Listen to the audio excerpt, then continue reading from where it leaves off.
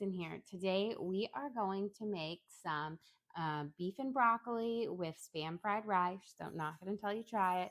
And we're going to bake up our six mini dessert sourdough bowls for it. So we're going to first get these prepped out and put in our Dutch ovens that have been heating up. So I'm going to flip them out onto my parchment paper here. And we're going to get them all kind of lined up so then I can go through and score them. This looks like that's the blueberry and lemon. This is cherry and white chocolate chip, I believe. Or maybe, yes, that looks kind of like it. It's kind of hard to tell at first. This looks like it's the blackberry preserves. This is our pumpkin spice with pumpkin seeds and kind of like a cinnamon roll filling in it. Put those all around. And this looks like lingonberry preserves. And this looks like strawberry preserves. And it looks like some of our blackberry preserves are oozing out. So I'm going to just grab those real quick and let it soak up there. But let's get these scored and we'll put them in once we're doing it. And I'm just going to do the basic kind of crisscross on it. I just find with the mini bowls, it's just easier instead of getting too fancy. Don't want to put a cherry on my next one. Okay, let's get our blackberry one.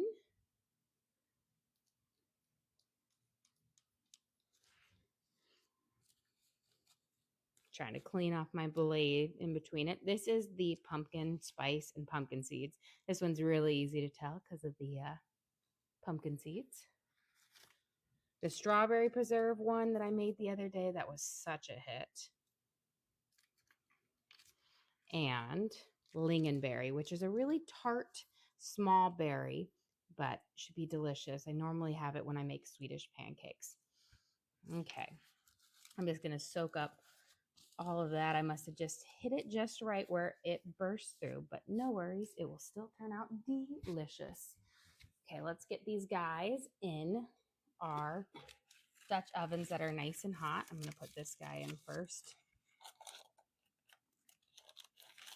So we've got our blackberry preserves in there. Ugh. These Dutch ovens are really, really hot, so you want to make sure you use gloves when you get them in. And there we go. Trap that heat in there. But I figured we're doing kind of, an Asian theme with our dinner, and I always like to have something sweet afterwards. So I thought, you know what? Dessert little sourdoughs sound delicious. For a little added sweet kind of pop. Let's put that lid back on. And I do have my oven preheated to 500 degrees. That's what these guys were warming up in. And the last one in. It's always work to make your little mini bowls, but they're delicious because this is my big loaf recipe that I just then break into 6 kind of even portions. And then I can flavor it up 6 ways. So I get the flavor or once worth of sourdough, but 6 different ways. Okay. I'm going to bring this right over here. This guy is so heavy because all of those cast irons weigh so much. That's why I actually put them on a baking sheet because it's much easier to transfer them in and out instead of putting each little one in. So we've got those in my oven at 500 degrees. We're going to bake with the lid for 20 minutes. And then we will take off the lids and bake for about 13 minutes at 450. Now, while we are waiting here, let's bring our water back up to a boil because we're going to do a quick blanch on our broccoli for our beef and broccoli, and then we'll start working on our fried rice. So, but first, while that we're waiting for that to come up to a nice boil, I'm going to slice my petite or my top sirloin into nice kind of thin strips for our beef and broccoli. And then we're going to do kind of a crispy coating on it. So we're going to coat it with cornstarch. Um, that way it just gets a nice crispy crunch, and then we'll make a lovely sauce, and then we'll throw our broccoli in at the end. Question. You cook a lot of different cuisines. Are there any that you struggle with? Well, I'm terrible at making sushi. So that would be one of them. There are a couple of cuisines that I have not actually tried to make yet. Like, I love Ethiopian food, but I've actually never tried making it before. And and I'm like, I feel like it could be fun to do it, like the injera, which is that delicious sponge bread. But again, my family, my kids and my husband don't really care for Ethiopian food. And then I will say I make Indian food, but I don't make it as much as often because my kids, for some reason, they do not like it unless it's like a basic like tandoori chicken. They do like a butter chicken, which I feel like is an Americanized Indian dish. But I mean, I feel like most skills, I guess I don't have a lot of practice with Thai food. Um, so there's more, it's not that I've struggled, I just haven't explored it. But those, whenever you try like a new cuisine or working on it and there's slightly different techniques, there's always like a learning curve until you perfect it. So I just haven't really, I'm not sure if there's anything that I have struggled with other than macaroons. I said my macaroons, I tried and I followed directions, but I only gave it 3 attempts before I was like, no more. Because my husband, who is as amateur as you can get in cooking, as in like a -3 skill level in cooking, made them one day. I bought this kit, made them while I was in like my doc program taking a class, and came home and they were perfect. And I was like, oh, he must have just bought some and planted them there. Nope, he made them again. Perfect. We'll do a video this fall. Oh yes, right. The third time he made them, they did not turn out. So he just had beginner's luck. But I did not have that beginner's luck. So I haven't really made them since then. But yeah, I don't know if there's really, can't think of any, unless it's just something I haven't made before. Okay, let's get this. Again, you want to cut your steak kind of nice and thin, but not so thin that it's like, I feel like sometimes you go to restaurants and it's like paper thin. You want to have a little bit of meatiness on it for it as well. Okay, I'm going to go wash my hands.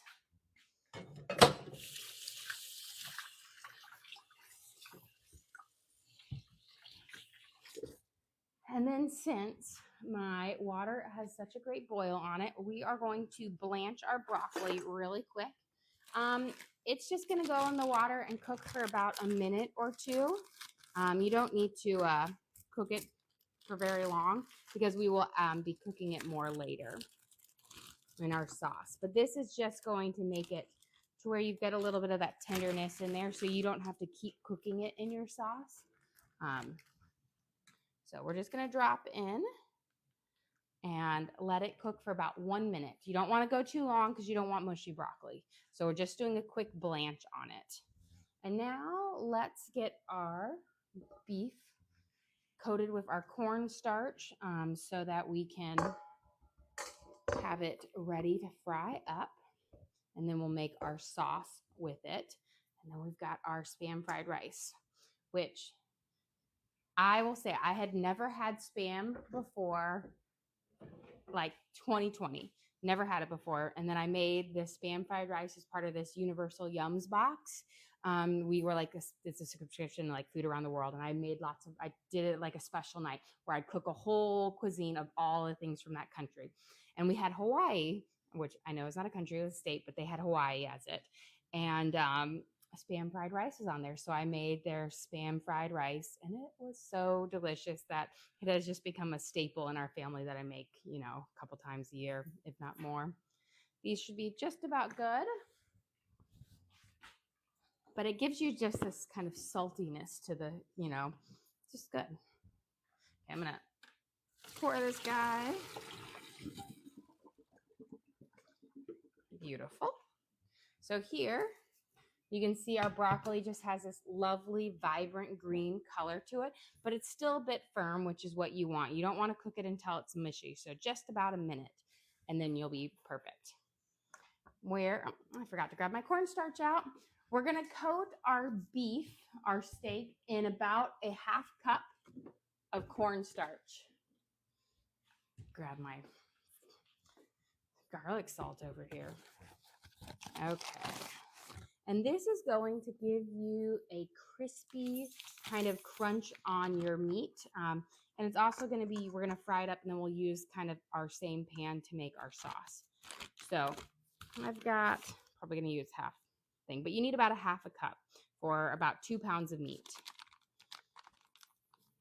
So let me shake it, and then I'll see if I need a little bit more or not. But I'm going to just completely coat each piece of our top sirloin in it. And again, this is going to just give you a nice crispy kind of sear on the beef, or the steak, I should say. Now, I'm using top sirloin. You can also use skirt steak or flank steak. Petite sirloin is also really good to use for it. Gives you like that tender, but also good kind of like crispy things without like breaking the bank on it. So we're just going to keep tossing it until we've got it all coated here. Because anywhere you don't get that cornstarch on it, then you're not going to get that crispy kind of crunch on it. And the nice thing about doing this is you'll get that crispy crunch on the outside, but you're still going to get a tender steak on the inside. Okay, that should be just about good. We'll let it sit for just a second. We're going to pull this in. Let me grab my big pan over here and my knife. And we are going to start kind of sauteing up our vegetables for our stir fry, or our fried rice, not our stir fry. So we're going to use a yellow onion.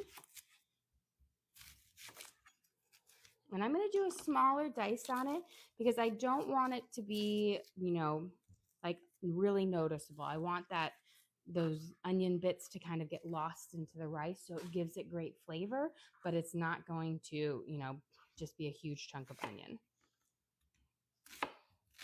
So again, this is smaller dice. It doesn't have to be like a mince, just a little tiny. There we go. So I've got the first half chopped up, and then I'm going to toast them up and kind of caramelize them just a little bit. So again, that they have just a really good flavor.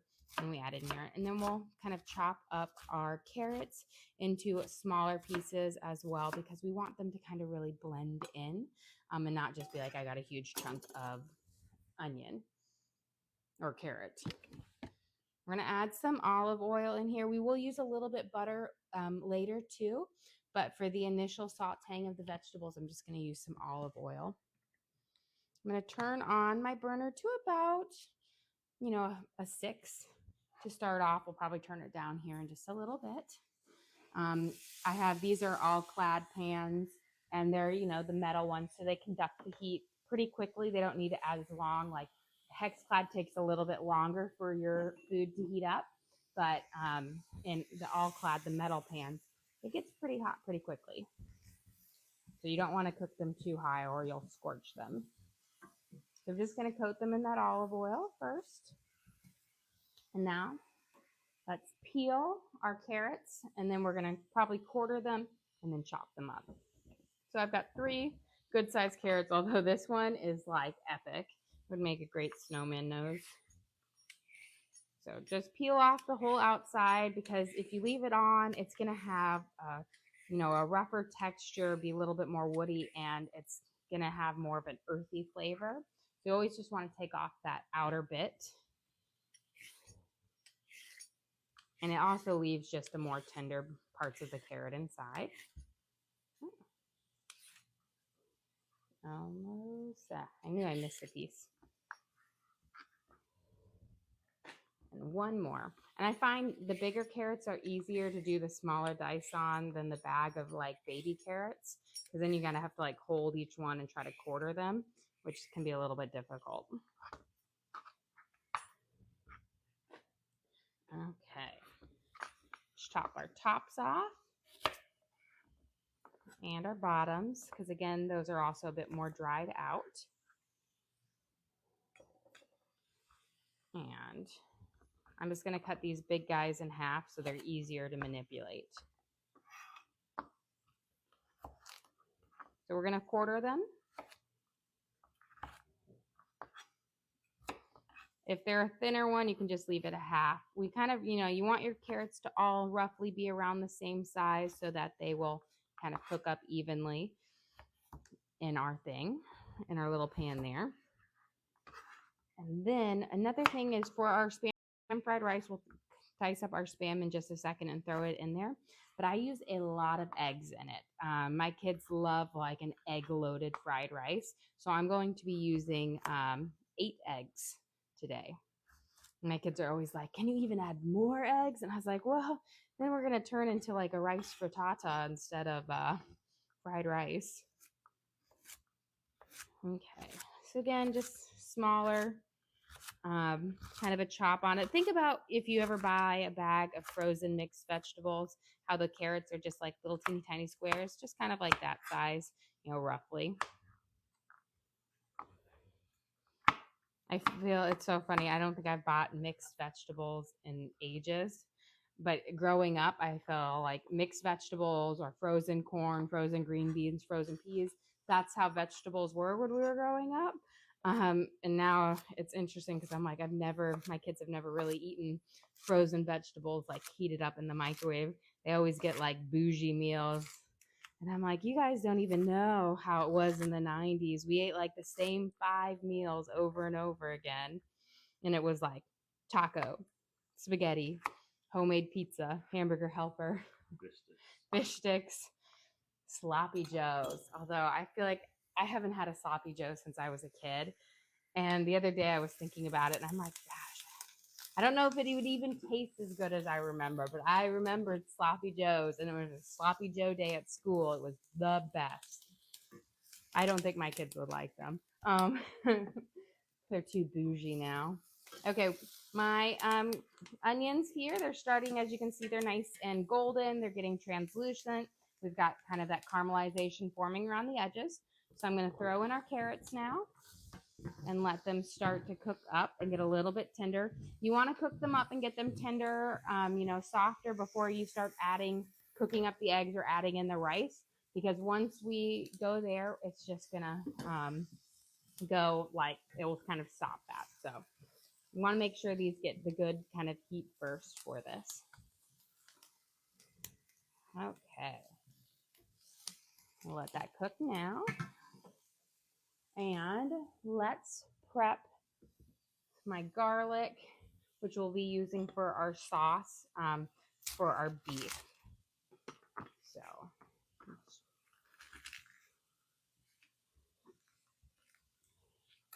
and hopefully we'll get these out. We're going to mince it up. You need about a tablespoon of garlic.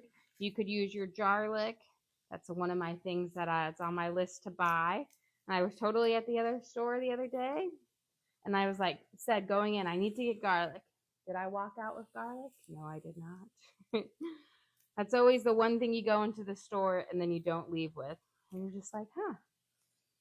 But I always have garlic in my fridge outside because it lasts forever. And that way, when I need it, I have it. I think I've got like 4 more bulbs of it. So we're good for a while. There we go. So we're just got to peel off all of the, that like papery shell on it. This is why I don't typically like to use fresh garlic, because it's just so much more work than it needs to be. Now, my rule is if garlic is going to be the star of your show, like it's in the title of your food that you're making, and it's like an essential ingredient, then use fresh garlic.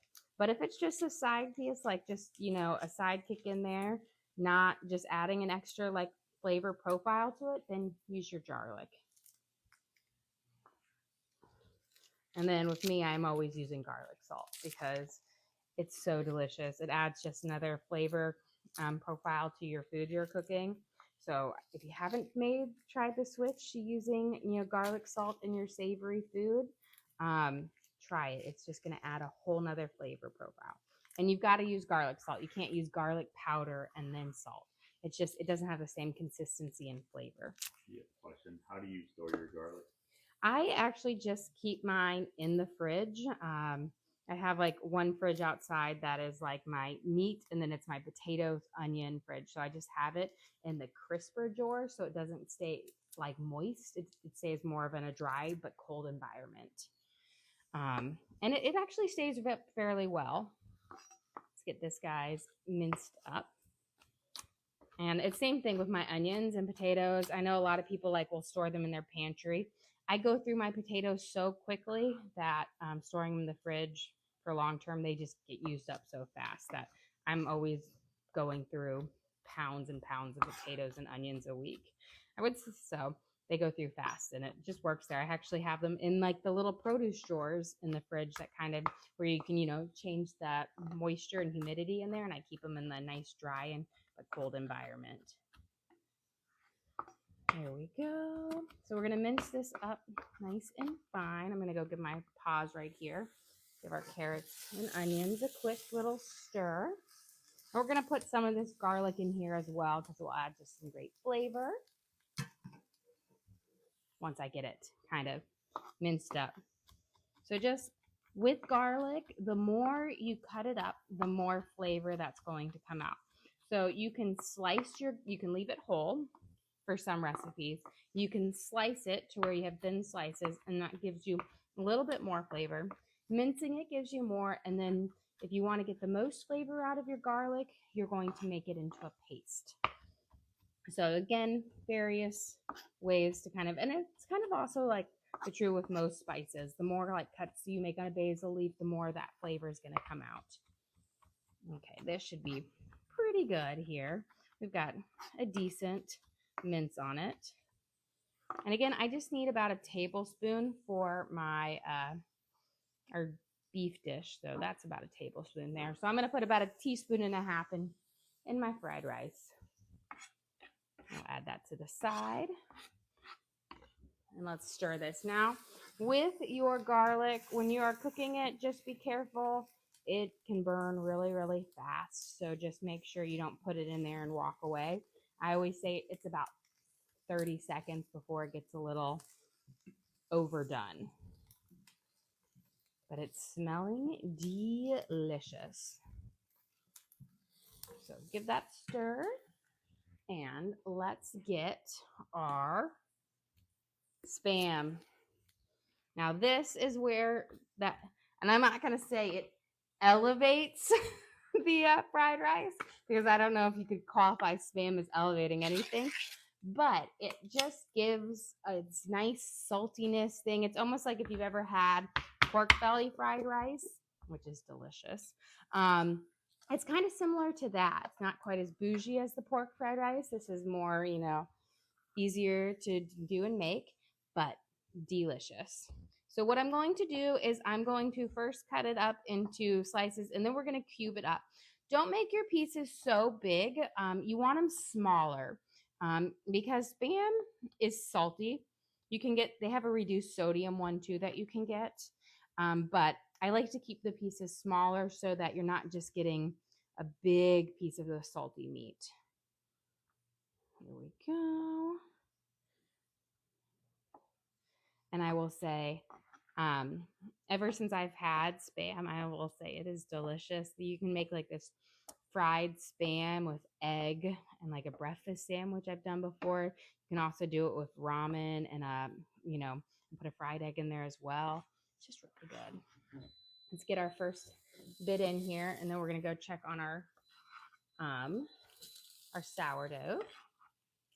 I'm going to give this a quick stir, and I'm going to turn this down nice and low while we walk over there.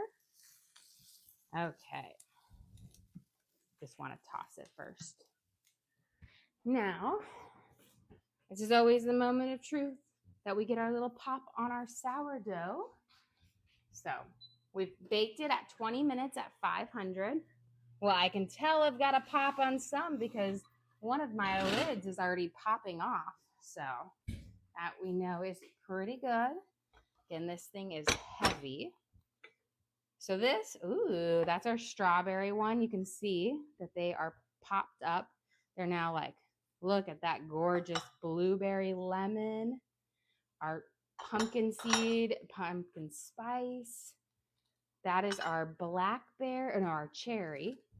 And that is our lingonberry. So look how delicious in this nice pop. I'm just going to pull off a little bit of these that may have gotten put in here, but they are popping wonderfully. Get this guy off. And this one. Now these are going to go back into our oven at 450. So we're going to bring our temperature down. And then we're going to cook them for about 13 minutes. So when I'm cooking my bigger bowls, I cook them longer, about 20 minutes at 450. But the little bowls don't need quite as much time.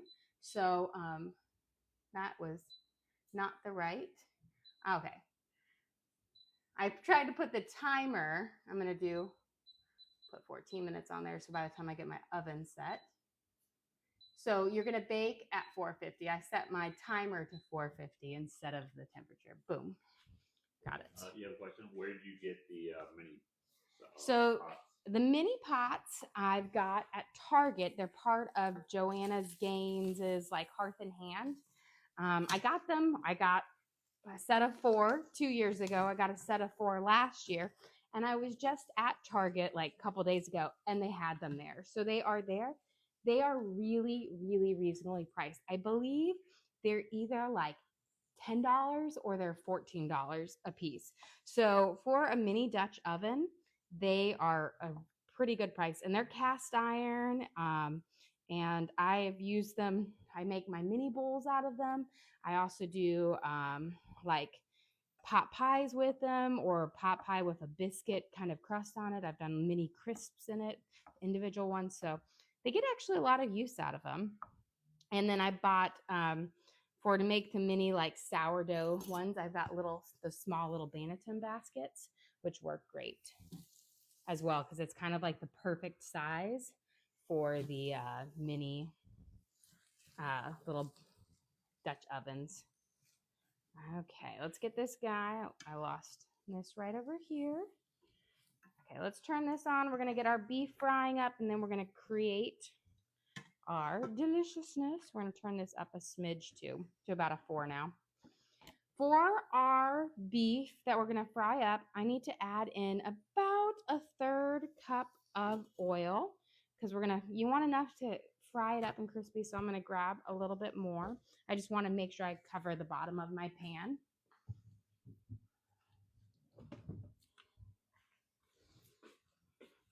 Don't worry, I have lots of oil. This one has there we go.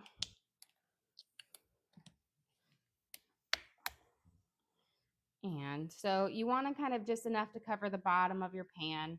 That way you can crisp it up. And then we're going to fry it. I'm going to heat it up on high and then I'm going to turn it down low. But you want to make sure that you have enough oil to kind of fry each side and kind of coat it. We'll flip it. I'm just going to toss this again just a little bit with ours. But you got to do them small batches. You don't want to just throw all of your meat in at one time. So we'll do this in batches so that it doesn't get, so you get a crispy beef and not a. Good question. What kind of oil do you use? I use olive oil. I don't heat it super high. I like to fry my food over about a 350, which I think olive oil works great for. And it gives you that perfect kind of golden crust on it. Now, I feel like olive oil is just like a personal preference, or what oil you use is a personal preference. But for this dish, I wouldn't use a coconut oil because it would give a coconut flavor to it. And if you wanted a little bit of a nuttier flavor into it, you could put a little bit of sesame oil in there and you could get a little bit of that sesame flavor. But I wouldn't fry it in complete sesame oil because sesame oil is very, very strong. Peanut oil would work. Any oil you kind of love. Okay, we've got that. So we're gonna fry that up. So then I think, let's get these, I'm gonna chop up my green onions so that they're ready. We're gonna start frying up our eggs so that we then can put our rice in for our fried rice. Now, when you make fried rice at home, you don't wanna use rice that you've cooked up the same day. It needs to be like either day-old rice, or what I find is much easier is just get the frozen rice in the freezer section. It works great. I'm gonna put these the white parts of these green onions in my dish. Yeah, question. Could you go over the 6 flavors of your sourdough? Yes. So I have a pumpkin seed / pumpkin slice, like with a kind of a pumpkin spice cinnamon roll filling to one. I have a strawberry preserves where we spread strawberry preserves during the lamination process. So it's full of all that flavor. It has like a strawberry swirl in it. We also did that with blackberry preserves, which will give it a nice kind of blackberry swirl in it. And then lingonberry. If you don't know what a lingonberry is, it is a small, tiny berry. It's a little bit tart. It's common. We have it with our Swedish pancakes when we make it. A little bit of water must have gotten in there. And then we have our fresh cherries and white chocolate chips. And then a blueberry lemon zest. My oil clearly is telling me it's nice and hot. So I'm going to turn it down to about a 5 right now. And then we're going to place our beef in here, our steak that we have coated in our cornstarch. And we're going to fry them up. And now I'm making sure that each piece is getting its own spot on my pan because I don't want it to layer on top of each other, because wherever it's layering, it's not going to get a good crispy edge on it. So take the time to do it in batches. If you have a deep fryer, you of course could throw this in a deep fryer at like 350 for about like 4 minutes, and that should crisp it up nicely. Do you have a recipe for Swedish cardamom buns? It's really funny. So my mom, who's actually from Sweden, she just brought over this recipe for me to make some Swedish cardamom buns for her. I have done it in the past, and my mom has a Swedish cookbook, and it's in Swedish. I do not read Swedish or speak it. But she always says she's going to translate it for me. She's yet to do that but I always like to try to we use our Swedish pepparkaka recipe out of there, but that's one of those things that I want to make up soon for it. Okay, we're going to do our eggs here in just a second. I'm going to get a plate for this so when we're ready to flip it out, we will. And then I've got my butter over there because I'm going to fry my eggs. And what I do is I don't take anything out. I'm going to just switch all of my kind of sauteed up veggies, onions, and Spam to one side. And then I will put butter on this side, crack my eggs, and scramble it. It's much easier than trying to scramble it in a separate pan. But you don't want to scramble it and just put the eggs in there with all of the veggies and the meat, because then the eggs don't get a good texture to it. So you want to kind of do them to the side like this. And this is why I love this pan, because this pan allows you it's such a big pan, which is great for fried rice. Okay. I'm going to turn this down, and we'll do our eggs on a little bit lower. But let me get my beef here. My first bit, I can kind of see. I always know it's about time to turn when you're starting to see the brown ring kind of come up around it. And these are going to get more crispy after you take them out and you let them sit. They get crunchier, which is so nice about it. But when we put the sauce on them, they'll get nice and sticky.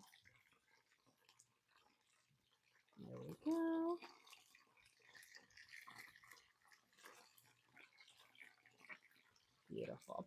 Just be careful not to overcook them because, again, you don't want, rough or tough meats, but super crunchy. Okay. Let that sit there and cook for about another minute or so. Now that I've got my butter in here, I'm just going to crack my eggs and then we'll scramble them once I have them all cracked.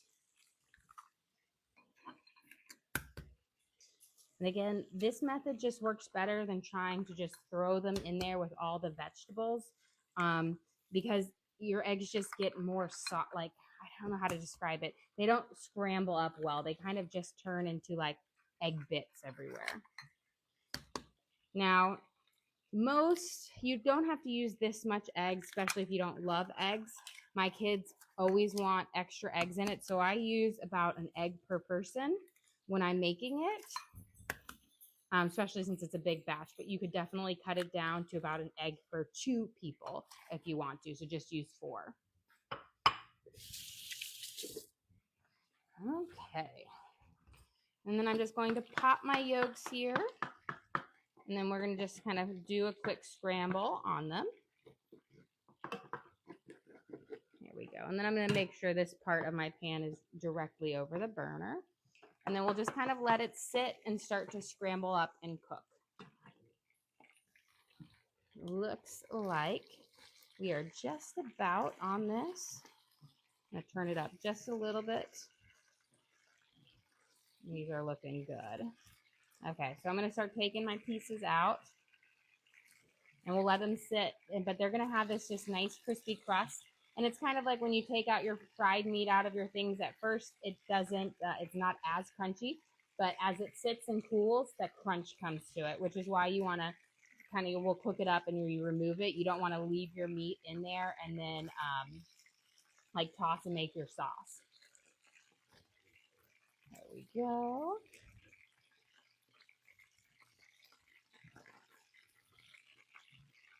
And kind of get our next kind of batch going in. And again, don't just dump all of this in there or it won't turn out. You got to make sure you lay and cover your pieces. Now, if you are doing this in like a, a fryer, you could dump it in a basket because everything will be submerged. But if you're doing this with just a little bit of oil, you don't want to use it all. Let's fold that up. I'm trying to make sure none of my pieces are folded on there because if they're folded, they're not going to get crispy. This is going to take it looks like it's going to be about 3 batches to fry this up. It's worth it though. Now, granted, I'm making a large batch of this, so it would probably make a lot less, if you were doing it for a smaller family. Okay. So let's get these eggs scrambling.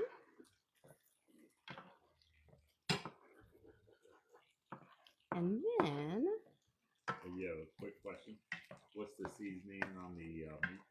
The meat right now, it is just cornstarch. So we are crisping it up, but we are going to make this sticky kind of sauce using Japanese barbecue sauce, soy sauce, ginger paste, garlic, and brown sugar. So it's going to, and a little bit of rice, like rice vinegar or, well, I got my rice wine. I got to get my rice vinegar. So, or my vinegar for it. Got to have a little tang in there. Grab this. You can use rice vinegar. I never have specialty vinegars like that. So apple cider vinegar, white vinegar works just fine with it. Don't feel like you have to use it. Yes, they're slightly different in flavor, but if it's not a huge part of your meal, like I'm only using a little bit of rice or of like vinegar, it's not going to make a huge difference in the flavor profile. My biggest thing is when cooking, I try to design things where I can find the ingredients at my basic places that I shop, which are, Publix, Costco, Target, the places that I visit. I don't want to have to go to a specialty store to get my ingredients because then it's just a hassle. Okay. These are just about cooked up here. Let me grab. So, like I was saying earlier, if you're making fried rice, you don't want to just cook up a pot of rice and then throw it in there. You'll have mushy fried rice. So I'm just using frozen sticky rice that I'll put in there, which will cook up, and it's going to give it a nice, like, it won't get mushy. But if you want to make fried rice, make a dish that has rice the day before, double it, put it in the fridge, and save it for the next day. You'll have the best, that's going to make the best fried rice. Okay, let's get these guys flipped. Beautiful.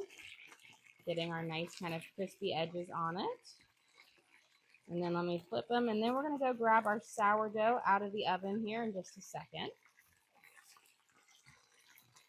And have these all kind of tossed. The nice thing with the sourdough is I cook mine to a blonde crust, but if you couldn't run to it right away, you've got several minutes before you're dealing with a, kind of a disaster on it. Okay, I'm going to turn this down nice and low. Let me clear this out of the way because this is going to be hot. I'm going to put my tribits over here. And we are ready to grab these.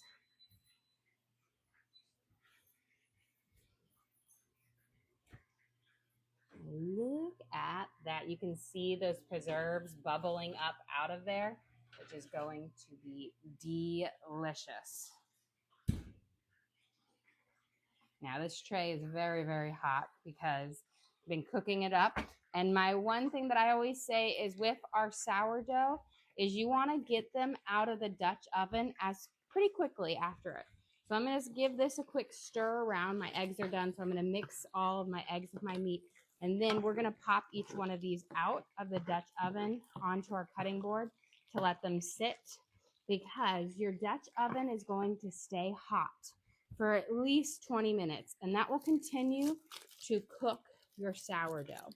And you don't want your sourdough to get overcooked. See, you've got this nice kind of blonde crust on it. This is our lingonberries. You can see the little lingonberries there. And this is my pumpkin spice with butter and brown sugar and pumpkin seeds on it. You know what? That one is blackberry. This is lingonberries. I can see the little teeny tiny berries from the lingonberry. So we've got our lingonberry mini bowl.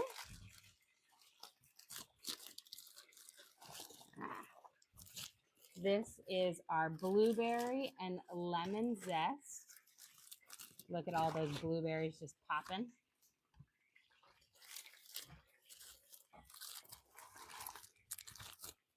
It's hard to unwrap them in the parchment paper with these ridiculous oven mitts. Okay. And our strawberry preserve. And this, my last one, is actually my blackberry. So that first one was my cherry. And then we're going to go grab our meat off real quick and put our next batch in. But those are our beautiful sourdough bowls, which are going to be full of lots of different like dessert flavors on here, which I think will perfectly complement our meal. Okay. I'm going to start transferring these off and get our next batch going. And then we're going to make our fried rice and then our sauce. Look at this. So you see how they just have these nice crispy edges on them, which will just add so much flavor and texture to our meal. Turn this down just a smidge. Let's get our last bit in here cooking.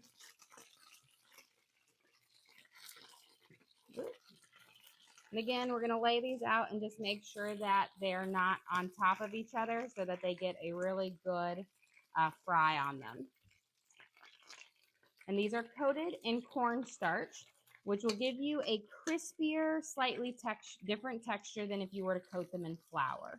So I feel like with Asian recipes, the cornstarch really gives you that right, like the right type of crisp for it. There we go. Try to get these all on here. And again, in the beginning, I had a lot of oil in there, but as it fries, it kind of decreases and decreases, which is why when you're making a big batch, you want to start with a little bit more oil than you think that you would normally use, because with each crisping up, you lose a little bit. Okay. Now I'm going to try to get all of these on there. Beautiful. Okay. Let's get working on our rice here. So you can see this is our fried rice, or our, not our fried rice, but our eggs. You see how cooking them to the side and mixing them in is giving them a just completely different texture and style than if you were to just throw them in with the veggies. They would get more like mushy. And now before we throw in our rice, I'm just going to season these up with just a little bit of garlic salt and Japanese barbecue sauce. I keep my fried rice really, really simple. I don't use soy sauce. I use Japanese barbecue sauce, which is not a barbecue sauce. It is a sweetened soy sauce, so it's not quite as salty. It's a little bit thicker and a little bit sweeter, and I find that it makes the best fried rice. So we're going to do just a little drizzle, probably about a tablespoon to start with. We are going to use more, but I just like to make sure my egg and my veggies get seasoned up, because once we put the rice in here, that rice is going to take, precedence. So here is our lovely base. And you see we've got lots of stuff in here. You could totally eat this just as a meal, but we always like to have a bit more. And I'm going to use 2 packs of our sticky rice from the freezer section. And with this, you can either 2 ways. You can just let it come to room temperature after you take it out of the freezer, or you could like steam it in the microwave for a little bit, for a few minutes, and then put it in here. But I know this is from Innovation. I know P.F. Chang's has a sticky rice, and they're both good. They're like the same. I just always buy the one that's on sale. There we go. And then I'm going to just go through. We're going to mix it up, and then we will add our Japanese barbecue sauce to it and let it kind of season up. Now, you don't want to cook this part too high. You just want it to kind of steam into that rice, meld those flavors together. There we go. So I'm going to mix it up a little bit first. Once I add in more Japanese barbecue sauce, the rice will start to come apart more. But I always like to mix it and let all of those kind of seasonings on the bottom kind of hit that rice first. Gives it a little bit of a crispiness too, because once we add that barbecue sauce, or the Japanese barbecue sauce, we have a bit more moisture in here. Okay.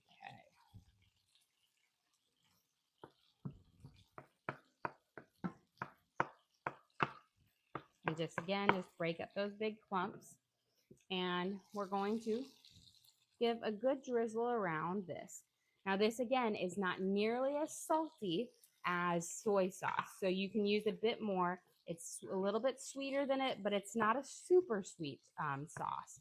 And I always find that it gives you that perfect flavor to fried rice. I feel like, back in the day, if you made fried rice at home, you just used soy sauce, and it was never quite like the fried rice at the, the restaurants or whatnot.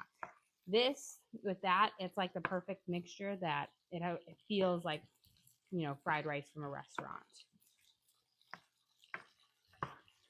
Okay, let's let that kind of steam up some. We're going to check this out. Get these flipping. Beautiful. Getting nice crispy edges on them. You got a question. When you have a second, can you show the Japanese sauce? Yes. So this is the one I feel like is most popular everywhere. It's Bacon's Japanese barbecue sauce. So I love it. This is the original. They make a bunch of different flavors. The original, in my opinion, is the best. Now, I feel like there's a few other places that make similar ones to it. This is my favorite. You can get this pretty much everywhere. Target, Publix, Kroger, Costco even has it. So it's pretty common mainstream now. But it's a game changer if you're, trying to recreate some Asian cuisine at home. I use it in a lot of different things. Okay, we'll let this fry up, and then we'll make our sauce and throw our broccoli in, and we will be ready to serve up. Again, I'm just gonna keep breaking up those big chunks on it. If you don't want to buy the frozen rice at home, just make your rice up the day before or even in the morning and then put it in the fridge. You want your rice not to be freshly cooked, because if it's freshly cooked, it's going to have too much moisture in it, and that's going to give you a mushy fried rice. You have a question? What fruit tonight? Fruit, we're going to have, I bought some cherries from the store, so we're just going to they'll have the bag of cherries out, and they're going to eat it. They were on sale for $2.99 a pound, which, if you know, cherries are typically cost like $8.99 a pound, so they must be wherever they came in. I was excited because I love fresh cherries. Okay. Now we're just going to just continue to let it steam up.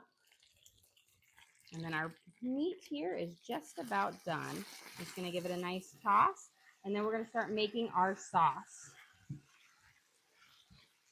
Looking good.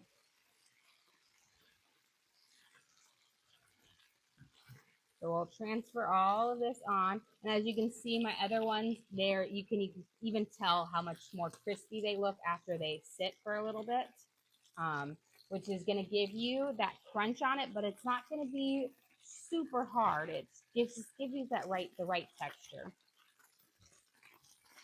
Okay. Now, I'm going to turn this down to low, and we are going to add in our ginger here. Let me get this off. So again, I've got my tablespoon of ginger, and we're going to let it, garlic. We're going to add ginger in just a second. Our garlic in here, I'm just going to let it saute in this and just kind of scrape off those little bits on the bottom. Those are going to add extra flavor to our sauce. And we just want this to cook for about 30 seconds to a minute, get that bitterness out from the garlic and just have that nice savory flavor. And while we're waiting, let's start measuring out our things. So we are going to use a half a cup of soy sauce, but we'll also be using a half a cup of water, so it kind of dilutes it down. You can also use low sodium if you want to, because if you need to cut back on the salt intake. So got our half. You got a couple questions. What type of meat did you use, and where can they find the recipe? Yes, let me get my half a cup of water right here. So the meat that I used was top sirloin, which I think is a good, reasonably priced meat, but it's still nice and tender and not super fatty for this. And then we do upload all of our videos to the link on our page. And when I'm going through and cooking, I try to talk and mention every step and every ingredient that I use and the measurements, so that you can just rewatch and recreate these recipes at home. I do send out post recipe cards for my members. I think we just did a post for them this morning with recipes that I cooked during the week, about 3 of them. But the videos we have free for everyone. This sauce base is actually my Mongolian beef sauce base that I'm going to use it, but I'm going to be using broccoli with it. So it'll be like a beef and broccoli. So we've got our water in here. We've got our half a cup of water, half a cup of soy sauce, and then we have the tablespoon of our minced garlic. Now we're going to use our brown sugar. We're going to use a half a cup of brown sugar. And this is what's going to give it a little bit of sweetness, but it's going to balance out the vinegar that we're going to use in there, which gives you that tangy flavor that you want for this sauce. I'm going to turn this down to low. So I've got my brown sugar. I prefer light brown sugar because dark brown sugar, I think, gives it too much of a molasses flavor for this. So I prefer the light brown. So we're going to scrape that, let it simmer here. I just want to make sure as you're going here that you are deglazing your pan, which means scraping the bottom of those tasty bits, because that's going to add a really great flavor to our sauce. Look at this. Let's give this a nice stir. I have this on really low now, so it's just kind of steaming but crisping up those bottom bits. And then we're going to throw in some green onions in here at the end. Okay. We are going to use about a 1/4 cup of vinegar. I'm using apple cider. Rice vinegar would be the preferred, but don't feel like you have to go out and buy some rice vinegar for this. So just a 1/4 cup. We're going to add that in there, and I'm going to turn it up just a little bit so it can start simmering a little hotter now. And then we're going to use a 1/2 cup of our Japanese barbecue sauce. That was a quick pour, but not quite a 1/2 cup. I had about a 1/4 cup in there. But do not fear, I always have more. I always say my family absolutely loves this stuff. And it's great to just even like drizzle on as an extra on it, because it's really, again, it's not super salty on it. It's great on chicken, salmon, everything. Here we go. And then I've got to get my ginger paste as well. We are going to use about a tablespoon of ginger paste. You could also get fresh ginger, mince it up. I just find paste is a little bit easier. We're going to use about the last of this in here. This stuff you can just buy where you buy the spices in like the refrigerated section. They have all these little tubes of spices that they're great to give you some nice freshness to it. Your stuff, instead of having to like always have fresh herbs on hand. So it's just nice because they stay in your fridge and they last a long time. Okay.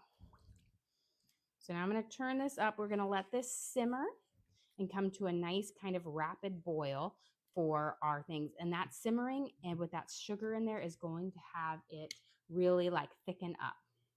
So as you can see, it's starting to simmer right here. And that simmering is going to evaporate the liquid in it, and it's going to really like thicken the sauce up so that it sticks onto our meat. There we go. I'm going to throw in my green onions over here. We're going to save some of my green onions for our sauce, and then some of them are going into our fried rice. So you have a question, what's all in the rice? So the fried rice, we sauteed up 1 whole yellow onion, and then we diced up a couple carrots and fresh garlic, about a tablespoon of fresh garlic or 1/2 tablespoon of fresh garlic. These, like the meat chunks in here, that is Spam that we sauteed up, and then we added in 8 eggs for this, a little bit of garlic salt, and our Japanese barbecue sauce to kind of flavor it up. And then we used 2 boxes of the like sticky rice, which is, about, 2 pounds of it when it's cooked up. But you could easily make this with rice at home that's about a day old. That way it's kind of dried out a little bit, which makes a better fried rice. You don't want to use the same day rice because you'll have mushy. So I'm going to give this a nice taste, see if we need to add anything else. I'm going to add a little bit of garlic salt and a smidge more Japanese barbecue sauce for it. And then we're going to put our broccoli in and our beef in, and we will be ready to serve up. Okay. And then where's the star of the show? And then just a little drizzle. You don't need a whole lot. There we go. And now our fried rice is done and delicious. You could definitely eat this just on its own. Now let's check on our sauce over here. I'm just going to check on the thickness of it and see how it's progressing. So it's kind of like if you've ever made candy, how you need like a little stickiness for it. so that it clings on it because you don't want it to be soggy. I think we're getting close. So we're gonna let it.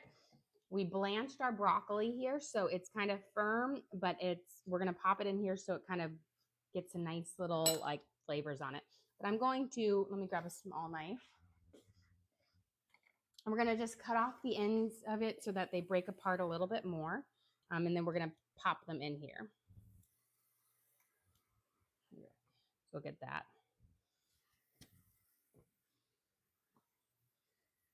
Kind of gets the little bit broccoli pieces a little bit smaller, but we want them to really pop in this flavor here.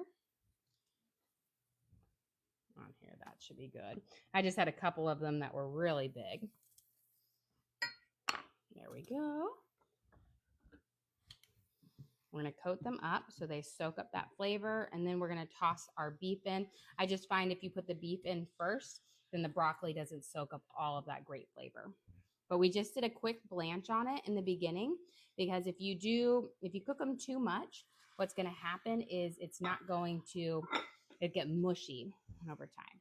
So now we're going to throw in our beef. We're going to coat it up.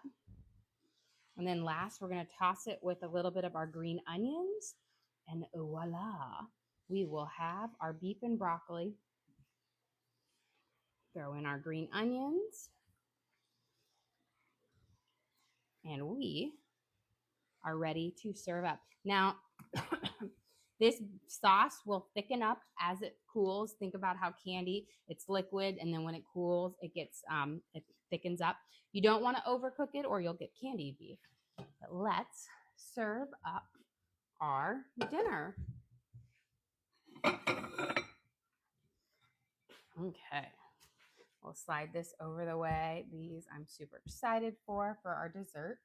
We've got our, but let's start with our fried rice. So we have our specialty, the Spam fried rice, which is chock full of yellow onions, carrots, green onions, garlic, and Spam. Of course, those chunks of them right there is a Spam. And then we used 8 fried or eggs in here. And that is going to pair wonderfully with our beef and broccoli. So this is, we took top sirloin steak, coated it with cornstarch, and then fried it until it was nice and crispy. And then we made a delicious sauce out of our using garlic, soy sauce, and just all these great flavors and the Japanese barbecue sauce to come together for a really delicious dinner. And then we will be having our variety of our mini sourdough bowls with our dessert tonight. So we've got our pumpkin spice with pumpkin seeds here. You can see that. This is our lingonberry one, our strawberry preserves, this is our cherry and white chocolate chip, our blueberry and lemon, and our blackberry. So they'll all be delicious for dinner. But guys, thank you so much for joining us here today. Don't forget to like and subscribe. I try to do live cooking shows every single day, kind of show you what we're making for our family and hopefully teach you guys something along the way. Again, we do upload all of our videos to the link on our page. So if you ever want to recreate any of these recipes at home, you can go to that link, search for what we cooked for. So beef and broccoli and Spam fried rice, and you can watch and cook along with me again. We also have a link to our Amazon storefront that has all the different cooking gear and gadgets in there. That we use in our kitchen. So I have my 6-quart saute pan. I've got my hex clad, the knives that I use, the cutting boards, all the different gadgets I use in the kitchen, so that you guys can recreate this stuff at home if you want to. But again, thank you so much for joining us here today. Don't forget to like and subscribe.